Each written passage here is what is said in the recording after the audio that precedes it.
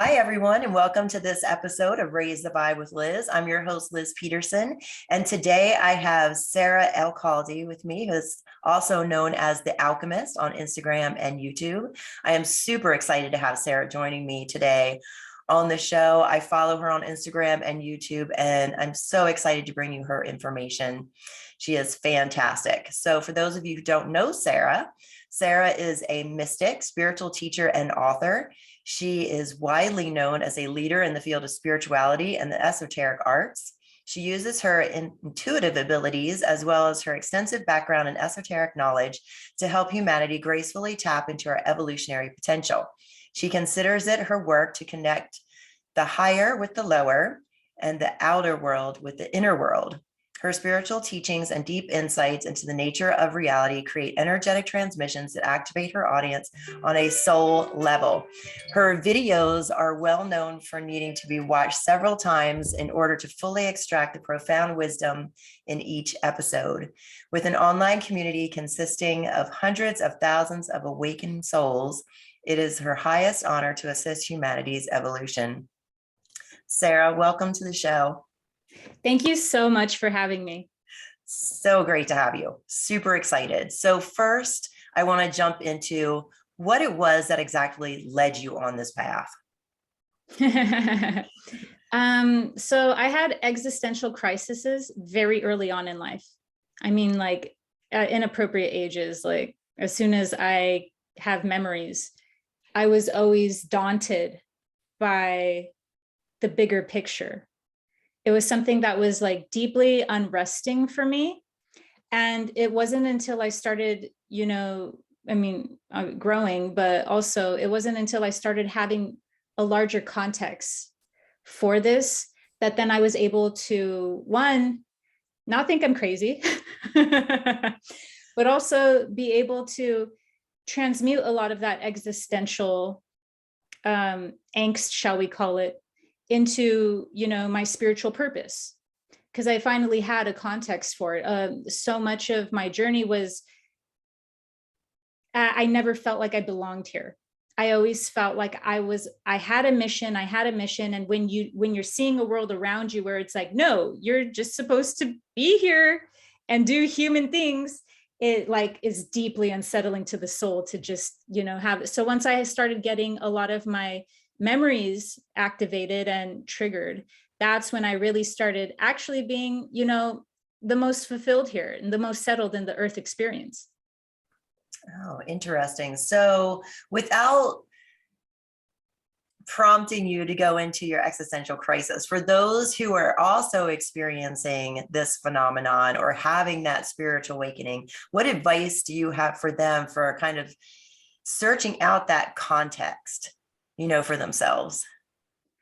Yeah, get weird.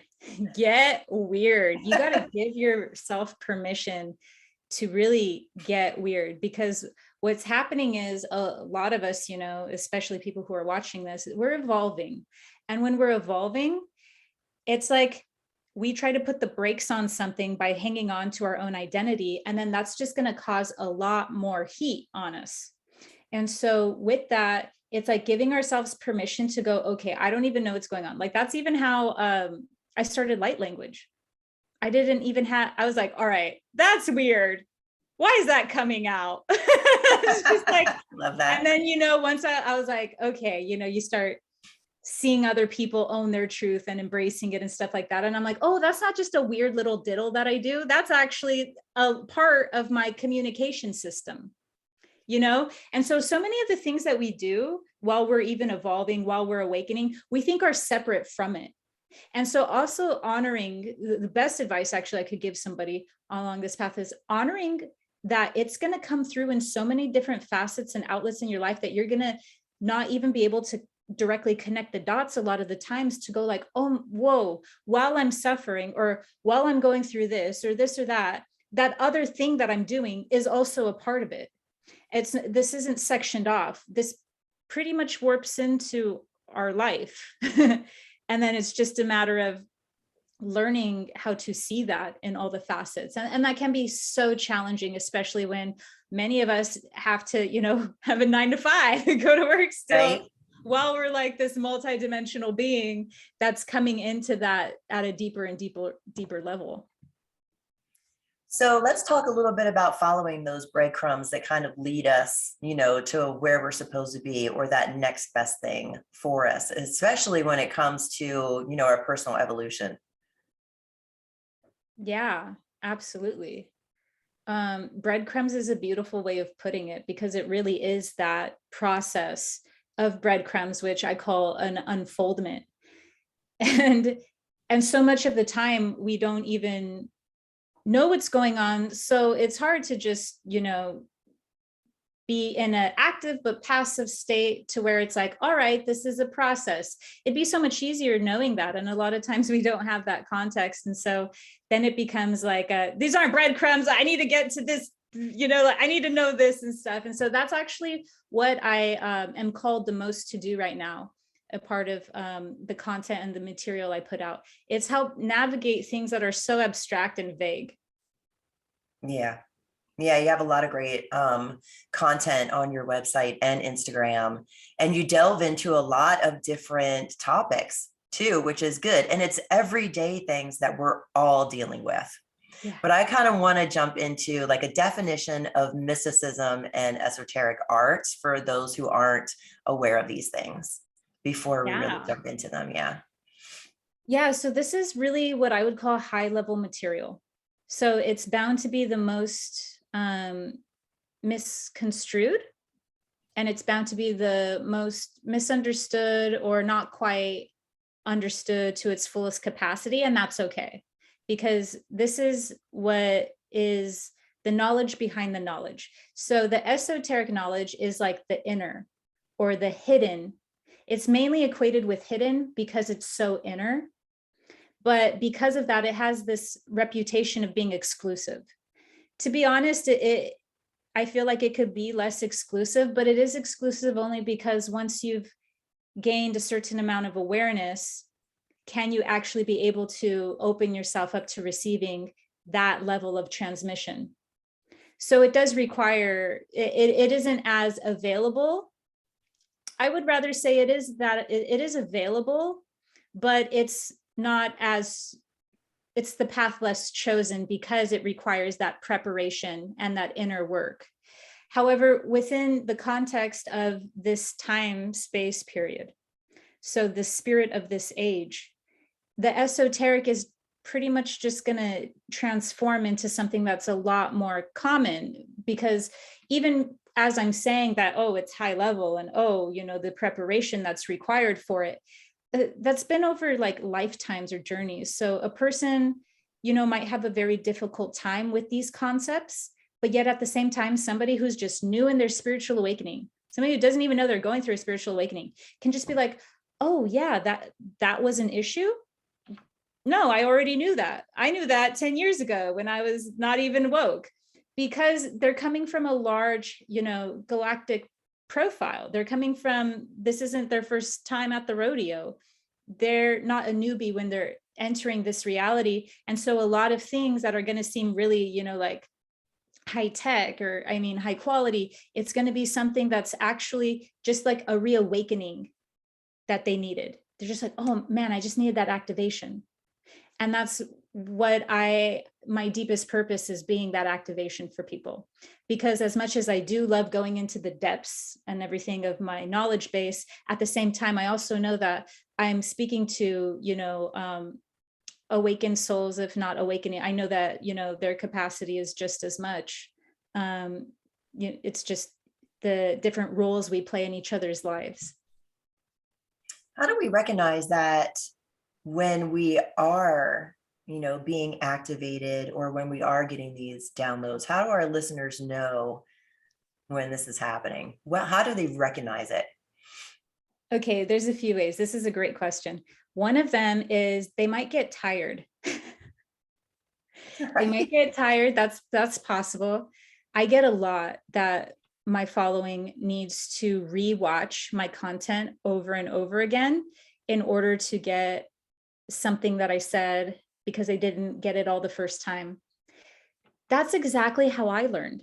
And I find that freaking beautiful, that now that's what others are receiving. Because for me, every time I learned a concept, I would just pass out.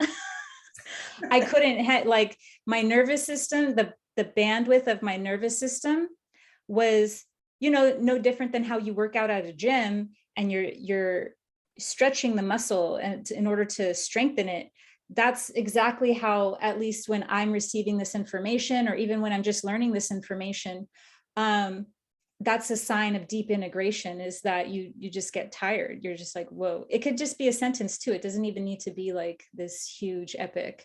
But when a concept is truly like, you're like, oh, okay, this is something that I'm receiving, you could get tired. Another way is there could just be this shift. And this shift is an awakening that's happening within you, where you're like, wait, that sounds familiar. This isn't my first time hearing this, even though this is my first time hearing this.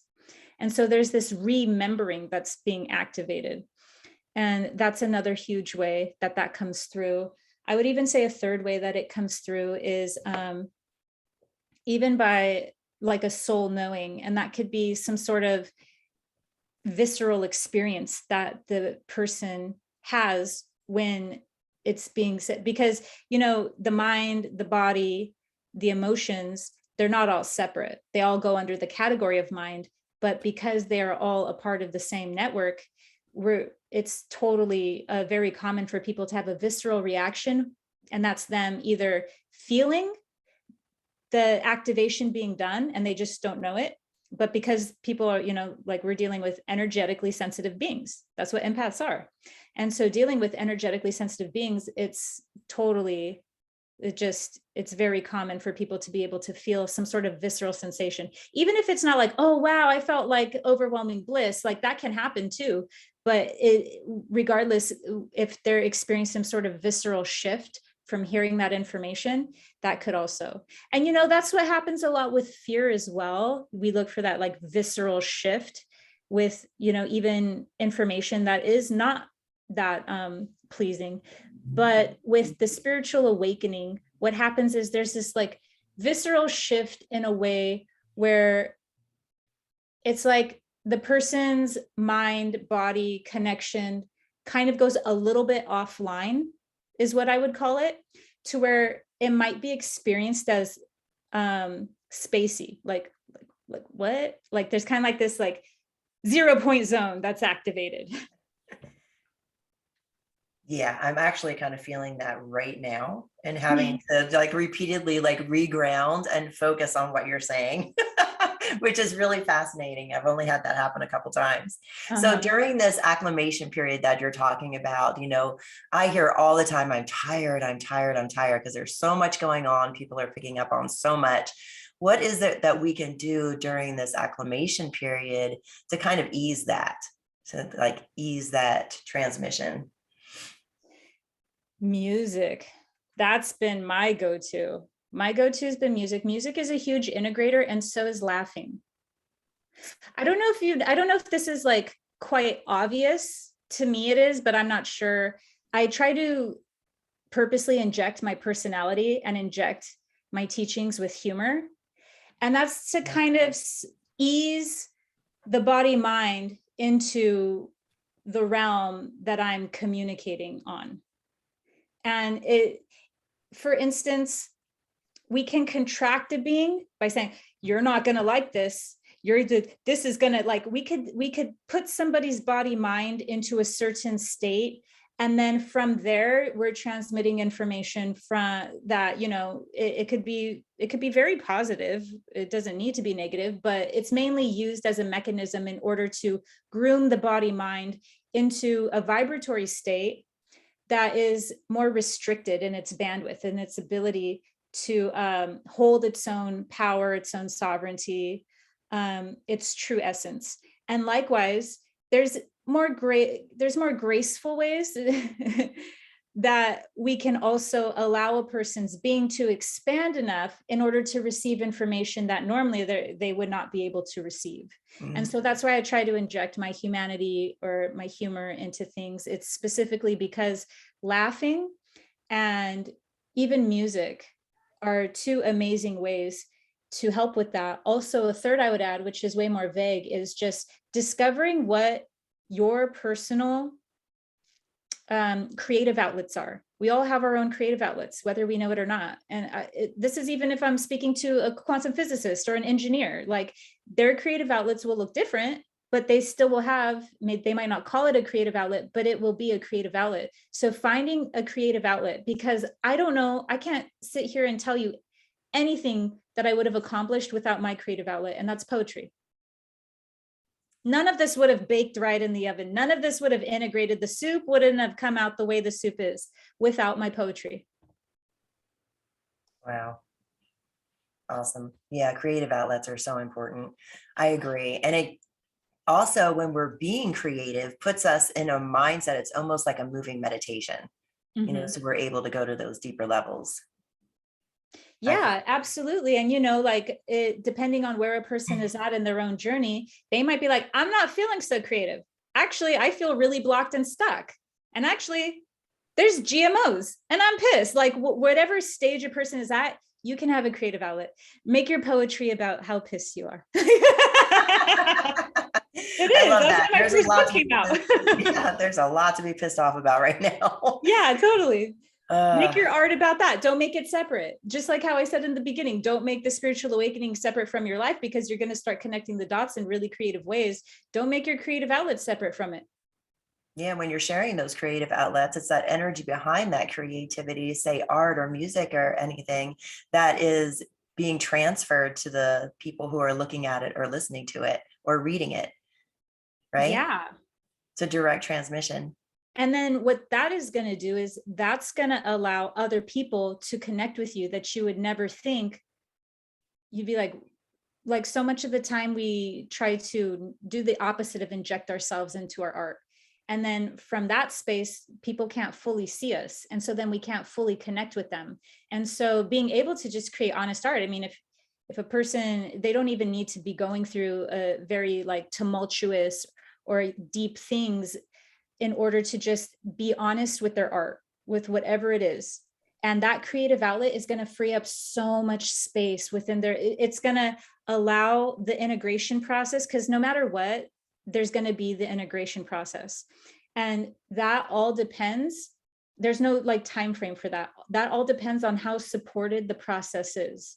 And so when we look at what's going to support a person, it's not like, that doesn't mean like, oh, when is the spiritual awakening going to be done? Because that's not going to happen. We're not going to be done with it. But it's going to be more like, when will I get to a space where I feel more settled in the journey, where I feel more like, all right, I have enough discernment, I have enough life experience gathered to navigate these things. It's really coming down to trust. A being wants to be able to trust themselves. And that's what I call spiritual sovereignty. So I can talk about spiritual sovereignty in very epic ways, but also just down to the nitty gritty of it. A person wants to be sovereign enough to go, I might agree with you, but I might not, but I want to be able to truly feel confident and come from an honest and centered space. And so a lot of the time I'm directing my teachings at a person's building discernment, because it's great if people agree with me. That's amazing. But also it's not coming from this space of like a dogmatic type. It's coming more from a resonance. And so what we really want, whether we know it or not, on the spiritual awakening journey is being able to go have the freedom to say, I might agree with you and I might not, but I want to trust myself. And so what it takes for that layer of integration to happen, to where we go, okay, I know a lot, but I don't know everything that's going on in the world or in the galaxy or in the universe or in the multiverse, but I want to get to, but I'm settled. I know enough. I've done enough work to where the rest of the journey, if it's hard, I can handle it, And so we get like grounded in the groundlessness is what I call it. So the grounded in the groundlessness part is what I would call, when a being says when am I going to get to that other side? To me, that's that other side. It's going, okay, this is going to just go on for infinity, but I've got my bearings. And so from that viewpoint, I would say to get there, the integration is you need sleep. You need a lot of sleep. because your body mind is going through so much rewiring. And it's not going to be like, I know people go, but I've been tired. I've been going through these symptoms and stuff. And it's like, okay, well, it's going to be a softer process the deeper we honor it. So it's not very compassionate to look at it like, okay, I slept for a week. Why hasn't everything integrated yet? But the sleep, I would even say down to minerals. The nervous system needs support for all of the evolution that's happening. So mineral support, people don't normally think of that. We think of in the spiritual community, a lot of the times, not all the time, but a lot of the times we look for things that are outside of the body for support. And the nervous system needs a lot of support while it's going through this. I learned that the hard way. So imagine if you're going through like a huge part of your spiritual awakening. You're just getting so much information or so much clarity, so much intuition. And that can be great. That can also be very stressful. And it all depends on, is the body supported?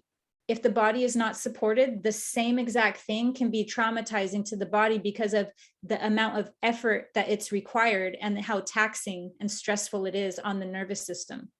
And so, I mean, the difference between a bad trip and a good trip can even be just, what are your vitamin C levels like?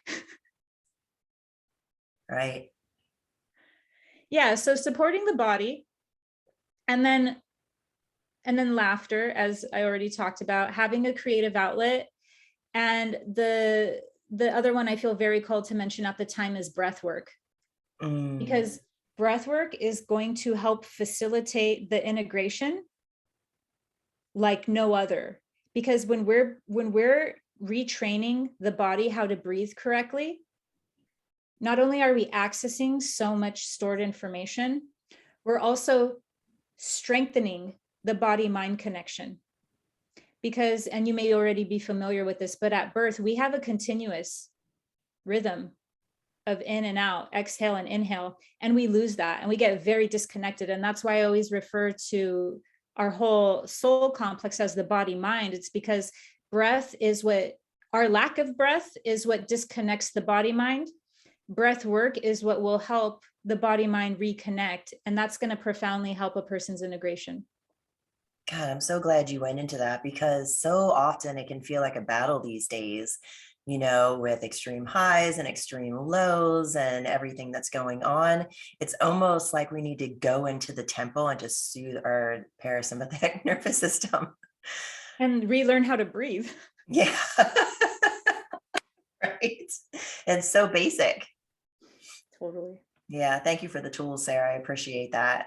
Absolutely. So we're so disconnected, from the wisdom teachings. And I'm so glad, that I have this opportunity to have this conversation with you. Can we discuss like our spiritual awakening and then an opportunity for self-mastery? Yeah.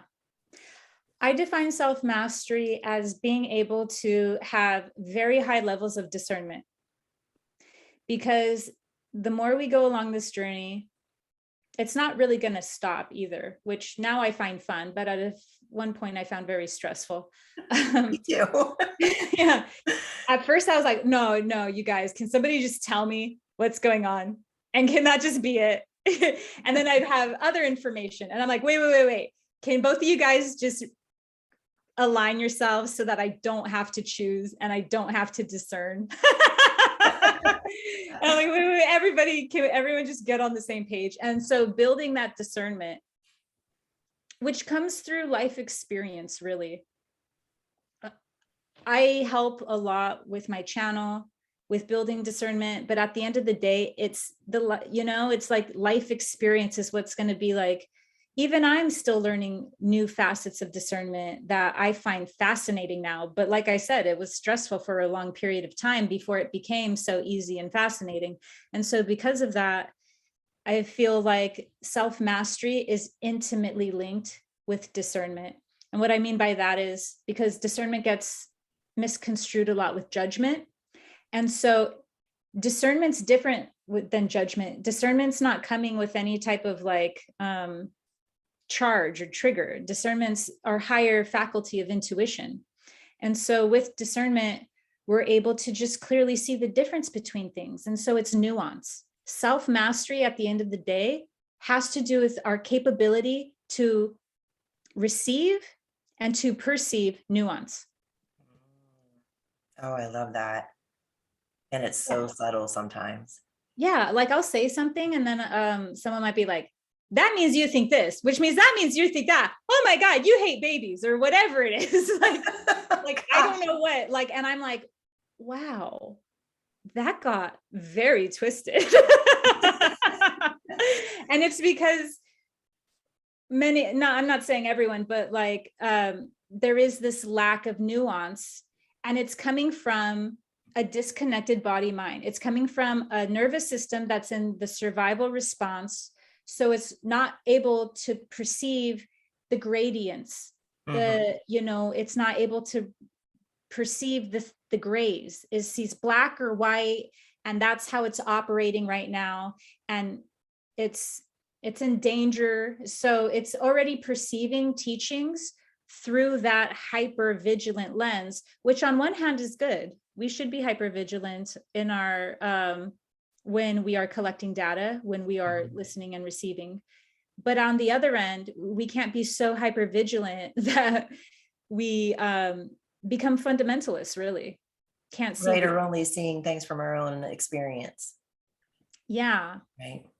So self-mastery is the ability to go, okay, I see the essence, I'm extracting the essence of this wisdom that's being conveyed from whatever it is, whether it's a podcast or a book, or, I see that, or not, or I go, wow, this is a deeply manipulative person, whatever it is, because it's going to always be those different shades, but being able to recognize the nuance so that we're not just going, you know what, I don't understand this, and my red flags are coming up. So the self-mastery is being able to even go, you know what, I might not understand this right now, but I'm not going to like utterly reject it just because this is bringing up certain charged things. I mean, I would never have expanded if I never tested my comfort. I've been, if anything, very comfortable with being uncomfortable. And that's how I've expanded. And so the self-mastery, I would say, is done through that. It's done through being able to be comfortable in the uncomfortableness, so much so that we're constantly expanding our perception, or at least challenging it, in a compassionate way, of course, but yeah. Yeah, sometimes we really do have to be compassionate with ourselves when we're feeling that charge, which I love how you use that word, that trigger, because there can be so many gifts in those triggers, right? Those charges that we feel, it's part of it's just like makes us dive into that inner work. Yeah. I was I know this goes for pretty much everyone who's evolving, but I was a completely different person. I look back now and I'm like, how was that the latent seed of divinity?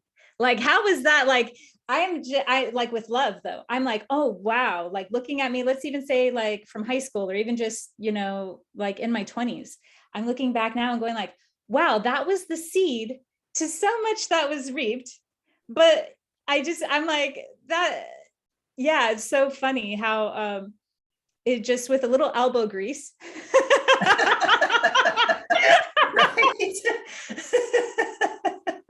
Just a little elbow grease, and you're a completely different person. But that elbow grease is like the challenging of the perceptions, because man, there's a lot of programming we go through. And if we just go, nope, that's it, or even if we pride ourselves on I know a certain facet of humanity prides themselves on not growing.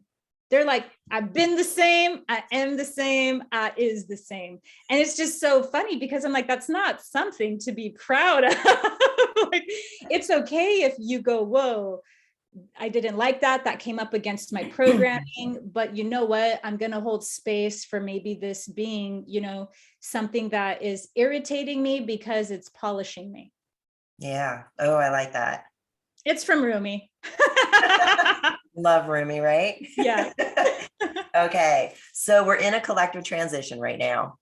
Mass proportions, right? You talk about this on your website for this upcoming workshop that you have coming up. in all areas of life, really, all areas of life. So how can we stay in free will and higher consciousness through all of it? Awesome. Ooh, there's actually a video that I did on this. It's called Developing Multidimensional Awareness. How we can stay in higher consciousness through this is by understanding that a lot of the choice points, especially coming up in the future, are going to be ones where, back to nuance, we're going to have to utilize our free will to see what is organically happening as a part of a mass spiritual awakening, and what are the devices used to almost mimic that same quality. And I call that synthetic. We could also call it engineered, whatever we resonate with. But seeing that there's organic qualities and utilizing our free will to see the difference between what are these organic qualities that are just gonna happen. They're gonna be uncomfortable, they're gonna be weird or intense, and they're a part of a mass awakening, versus what are these components or aspects to this that are looking like they are like resembling higher qualities, or they're resembling an organic consciousness. And really it's something where there's a bait and switch happening at the end of the day.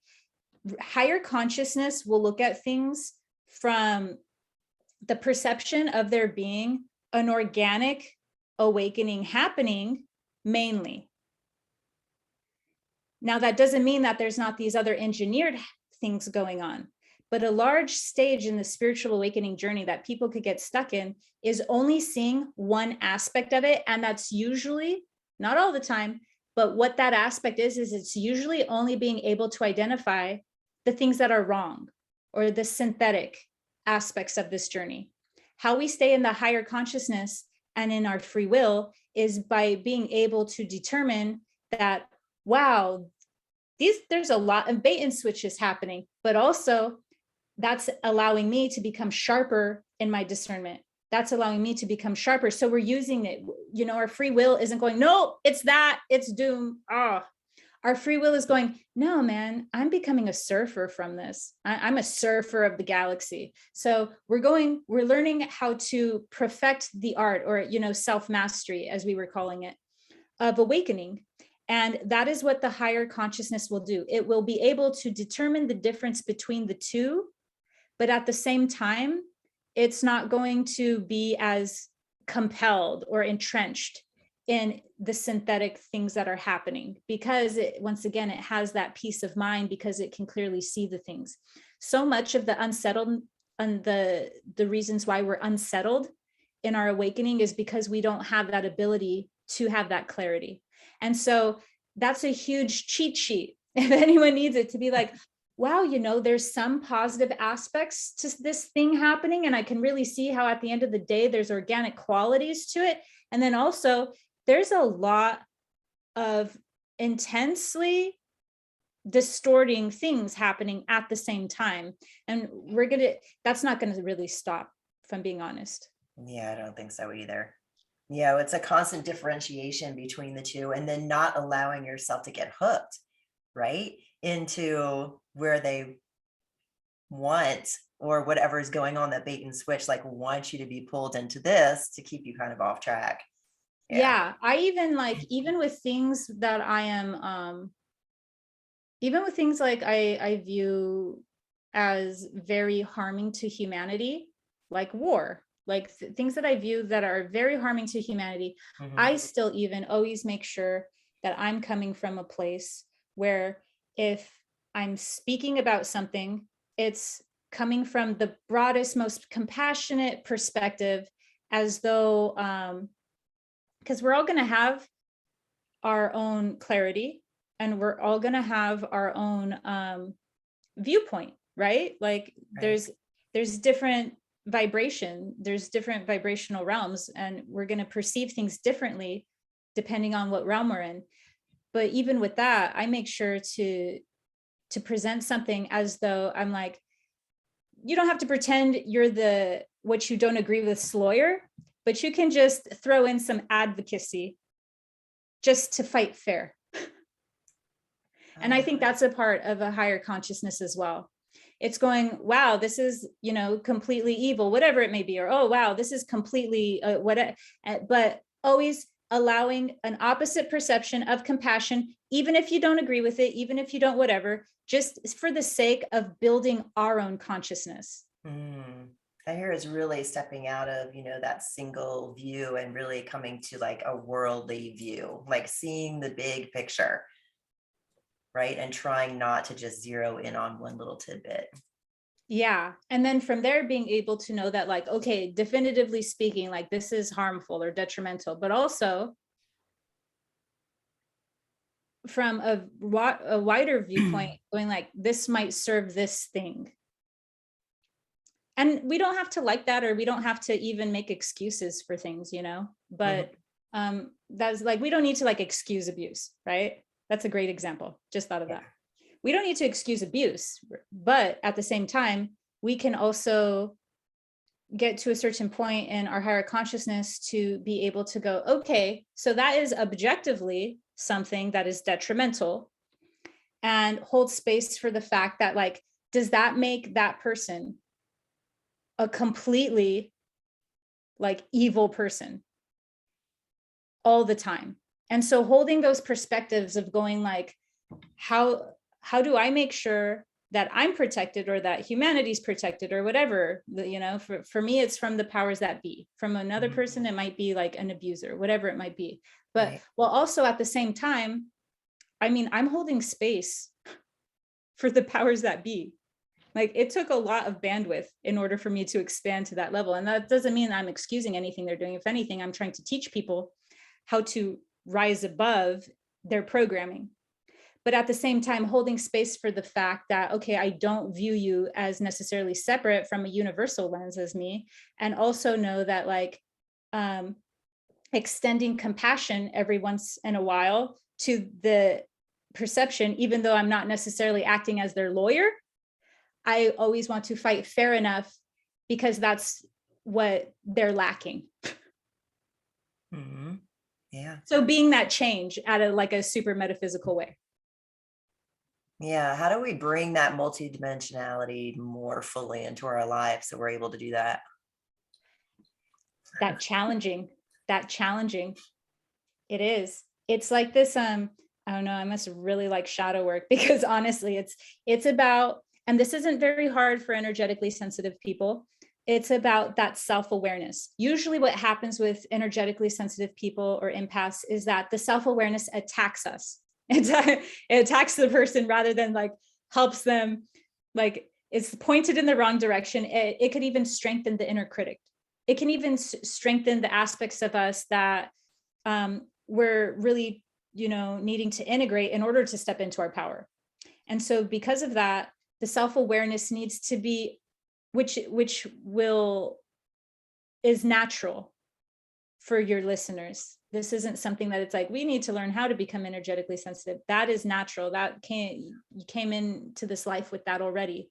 What it's a matter of is the cultivation of that, because cultivating it so that we're expanding our perception and consciousness in a way that aids our self-awareness rather than attacks us. That can happen so many times, though. A person can use the fact that they're aware of themselves in order to completely stifle their life path. Can and you not give an step into example? Yeah, a person can become so self-aware of themselves that they might make partaking in the human experience a bad thing. Criticize them like, oh, you want attention? You're doing that for, well, sometimes we need to tone down our self-awareness because it's not helpful at a certain volume. It's helpful, but not when it's all the way blasted up and now it's pointed at us. So it can also be a tool used to, in that respect, minimize ourselves. And that's specifically the best example I could give of when the self-awareness goes wrong. And so when I'm saying self-awareness in order to challenge our perception, I don't mean that in a way of to create more internal conflict within the self and to go, you don't know anything and stuff. It's about this beautiful balancing act, I would say. And that balancing act is squarely in the position of showing compassion to the self for all of its utter humanity. It's so human. It gets triggered when it doesn't want to be. It wants to embody things it thinks that it can't. It thinks it's separate. So showing so much like utter compassion for the aspects of ourselves that are just utterly human, while at the same time challenging ourselves to be able to recognize the programming that we carry within us, and also have the humility, because a lot of it comes down to humility. We can only be as in our power, in our true power, not, like a fake or narcissistic power. We can only be in our true power to the extent that we can have the humility in order to constantly question ourselves. But questioning ourselves, like I said, in a very compassionate way. Did that make sense? Yes. And so often when we're doing that shadow work, right, and we're seeing, oh my gosh, I just heard, the little it of the perverse, say this, right? I can't believe I'm here again. I've been working on this for 20 years or whatever. And, coming back around to something all the time and having that compassion, be like, okay, that is that. And this is how I work with this, right? So can you give some examples for our listeners of ways that we can do that shadow work and kind of work with that inner self-talk to be able, to kind of step more fully into our light? Lovingly prove it wrong. What I say is have it in the passenger seat. It's not supposed to be in the driver's seat. That's for adults. It goes in the passenger seat, and you go, honey, you're just going to watch me drive. I'm not going to try to subdue you. I'm not going to try to poof, be gone, avoid you, whatever it is. You're going to be with me, but you're not going to be driving because you don't know how to drive. So you're going to go in the passenger seat and you're going to watch me drive, and I'm going to hold you while I'm driving. So if it's, a person's fear is a very common example. The person, just do it afraid. Do whatever it's doing with it in the passenger seat. Because what's going to happen is the thing that we're like, wait, man, I thought I got over you. How are you here still? Or man, this is coming back around again. I thought I, resolved that. What's happening is that there's so many different parts of us that are being activated through these things. And so a lot of the times it's like, wait, that's still here. And really, it's not there for that same reason. It might look like it's there for that same reason. So I'll give you an example. On one hand, it might be the fear is in the driver's seat, and I need to prove to the fear that I'm still going to do the thing that I'm scared about, but that I'm going to do it. I'm still going to do it. That fear now has what's called a disconfirming experience, going, wow, they did the thing anyways, and it didn't turn out as bad as I thought it was. So that's going to make them, level up. A person's going to go through a level up. Even if what they were afraid of came true, it doesn't matter, because what happened was they went through it. So that is going to lead naturally to a leveling up. The next time that fear might come around, it might not be to level that person up. It might come for, well, everything's technically an up leveling, but it'll be for a different reason. But it'll be like, man, I thought I got rid of that insecurity that provoked that fear. I still have that insecurity. And it's like that insecurity might, at this point, might just be divine. That insecurity might be what holds you over the edge from becoming crazy. Or that insecurity might be what's moving you in a certain direction to examine this one thing. That insecurity might even be a person's multidimensional aspect coming online. That's what happens a lot of the time. So a lot of these things that are happening, once again, that are organic, they might look like, oh man, this is hindering. And at the same time, it's serving a different role in our journey.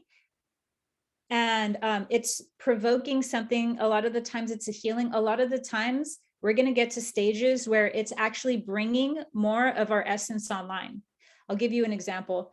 I had a block around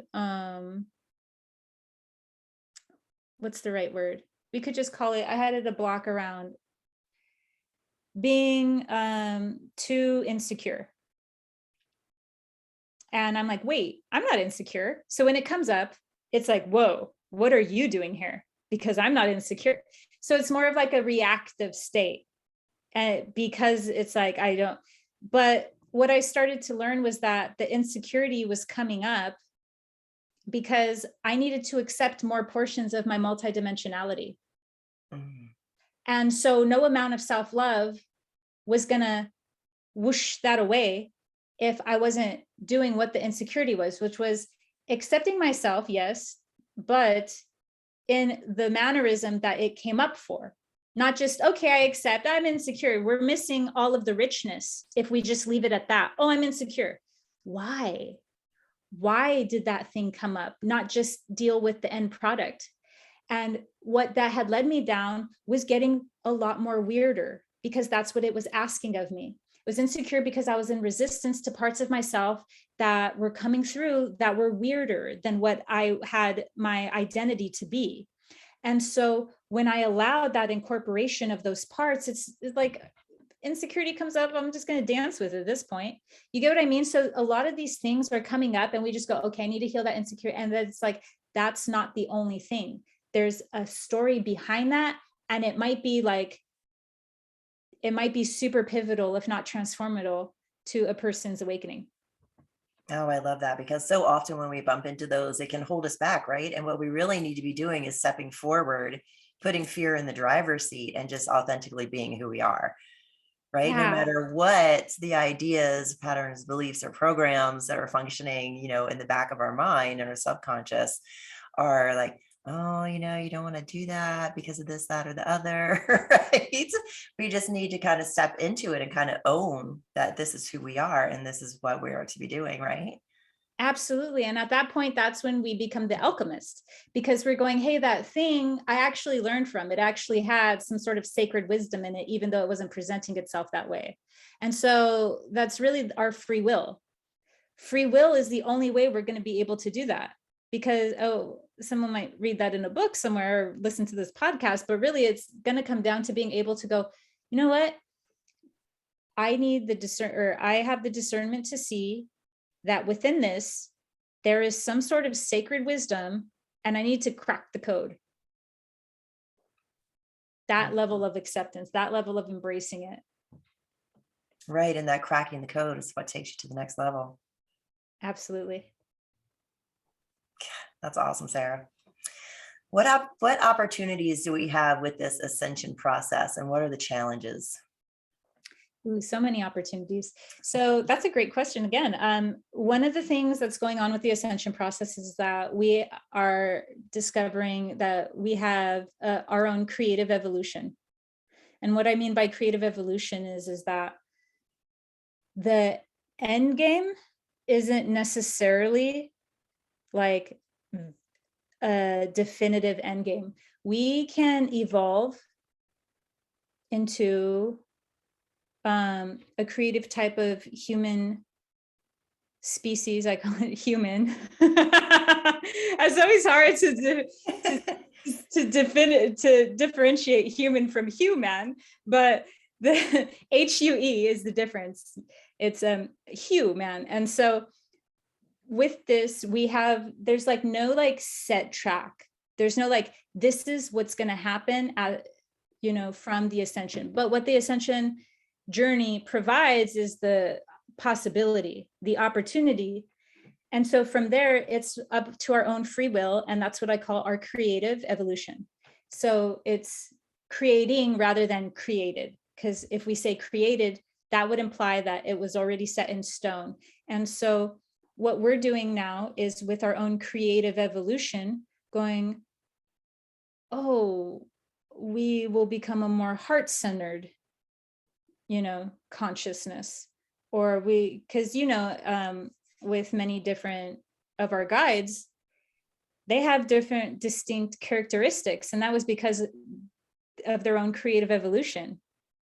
And so because of that, we're not like coming from a place where it's like, this is exactly what it's going to look like, but instead we're coming from a place where it's like, we can go this way, we can go this way, we could go that. And so what's helping shape that is our environment. For instance, if we look around our environment and we're going like, well, we're harming one another with the choices that we make at an environmental level, what we would then start to do is naturally that environment would shape us into understanding how important a heart-centered consciousness is, because the heart-centered consciousness is going to understand that we only can survive really with our environment through a state of empathy. And so it's not like we just get full range possibility here, because our environment does shape the way that we evolve. But that is one of the things that that's one of the examples of how we're getting feedback or input into our evolution. And then the other half of it is our own creative essence and how that manifests through it. And so there is this co-collaboration happening. It's a total co-creation happening, because we're raising our consciousness, and one could only really do so by having that empathic connection with its environment. And yet at the same time, we get to see what type of race we turn into from that. And that whole process is what I call ascension, because at the end of the day, when we're going through a spiritual awakening, whether we resonate with the term ascension or not, all it really means, it doesn't have to mean that we're ungrounded. It doesn't have to mean that we float off. But what it can mean instead is that we've just become aware of our own evolution. And that's an ascension in and of itself. I love that. And how wonderful would it be for the whole entire planet if everyone functioned from that space? Oh yeah. I love that. That's the end game for me. Yes, same here. How can people better understand that aspect of themselves? And how can our listeners kind of walk that path for themselves on a daily basis? It becomes a certain burning desire. It becomes like, when we're going through a spiritual awakening, it's like eat, breathe, live it. It becomes hard to even keep everything separate from it.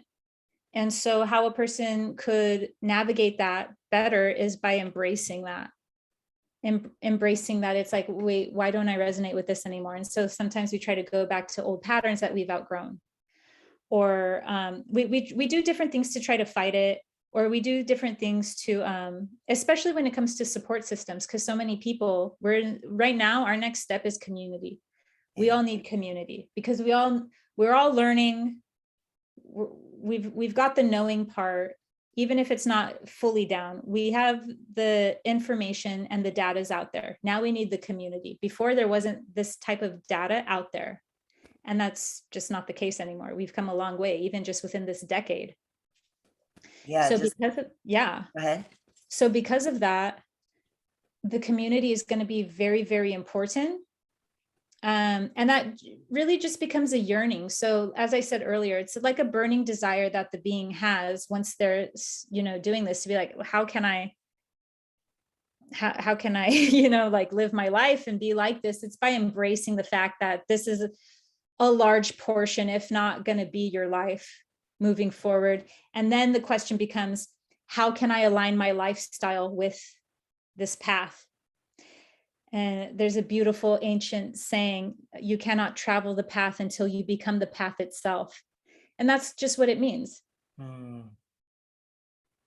So I would say embracing that, and then looking for outlets once again, whether it's support systems, community, that's going to be key, or just content you resonate with, things that will be able to help you normalize what's going on. Because so much of the time we're in resistance to our own awakening, because we're like, okay, this is crazy, or okay, this is I'm weird, or we get lonely, we get really sad and isolated. And so all those ways can help be remedied by being able to, one, embrace the journey, embrace wherever we are on it, and then go seek out the community or the content that will help fill in the gaps that we might feel are happening that are causing us to feel isolated. I love that.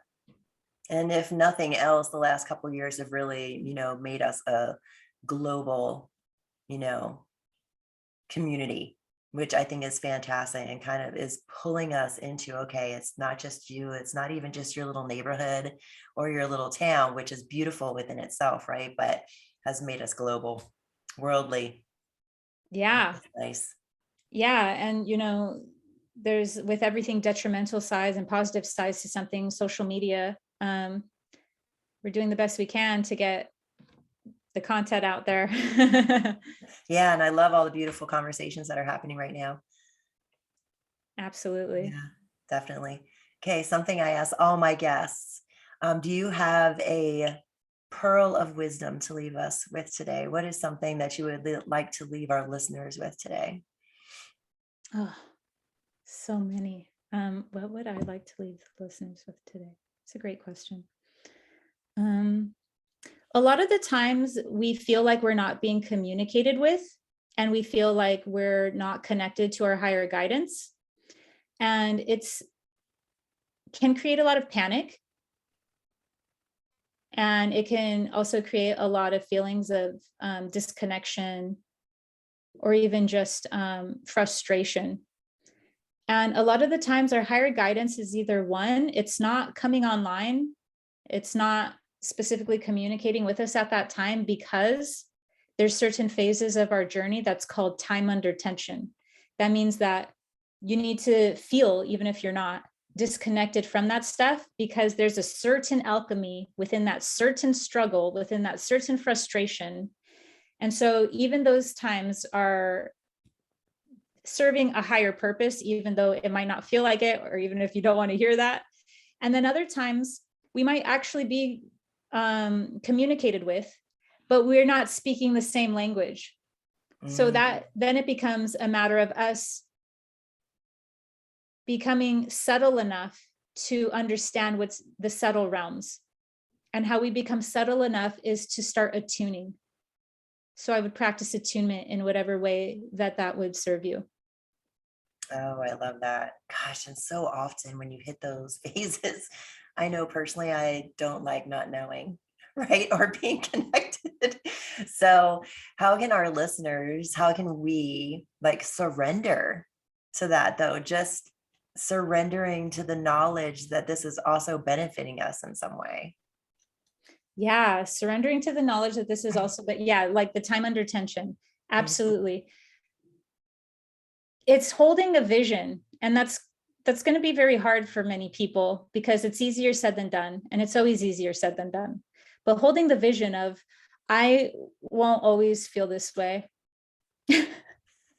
I won't, like, it's really embracing the impermanence. That's where impermanence comes. That's, certain teachings shine at certain times, and then other times they could, not be helpful at all.